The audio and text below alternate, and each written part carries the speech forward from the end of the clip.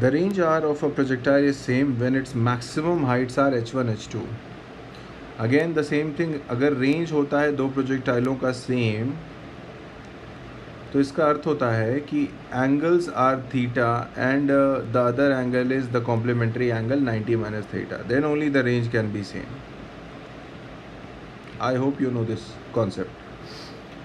So what is the relation between R, H1 and H2? What they mean by H1, H2 is this height is H1 for the first projectile and the projectile height, this one is H2. Let's suppose that.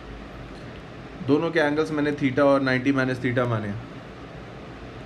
तो range का जो formula होता है वो होता है u square sine 2 theta by g. यहाँ पे आपको पता चल जाता है रेंज. पर यहाँ पे बात तो हाइट्स की हो रही है, तो अगर मैं h1 लिखूँगा, let's suppose for h1 height is angle is theta, तो I will write u square sine square theta by 2g and the other height h2, for that the angle will be obviously complementary angle 90 minus theta. तो वहाँ मुझे लिखना होगा u square sine square 90 minus theta which is nothing but cos square theta by 2g. So we have both h1 and h2 here. And now that we have both, let's multiply these two numbers, है ना. h1 into h2 करके देखते हैं. तो जब आप इसको multiply करेंगे और इस पर रूट भी लगा लेते हैं, क्योंकि हर ऑप्शन में रूट दिख रहा है, तो इसमें आपको क्या क्या मिलेगा, u raise to the power 4 का रूट u स्क्वायर हो जाएगा, और ये टर्म, ये सारा का सारा टर्म कॉस स्क्वायर थीटा बन जाएगा, ये आपको पता है. तो साइन स्क्वायर थीटा और कॉस स्क्वायर थीटा का रूट करेंगे तो केवल साइन थीटा कॉस थीटा ही बचेगा. Only this will remain, and divided by 4g square का root will be just 2g. So this is what I am getting for the value of root h1 h2. I hope you can get it on your notebook also.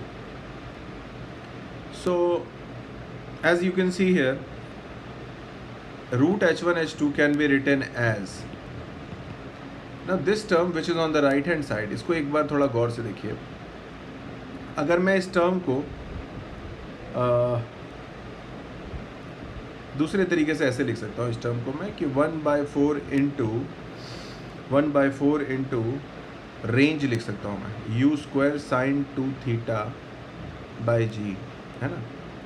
ये जो सारा term है और the term here, both are same things. You can do that calculation and see, both will come out to be the same thing, है ना. Now this whole term is nothing but range.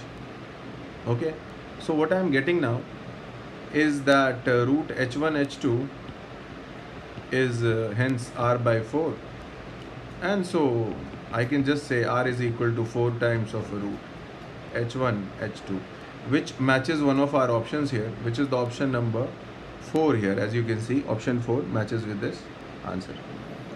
So this becomes the answer to this question.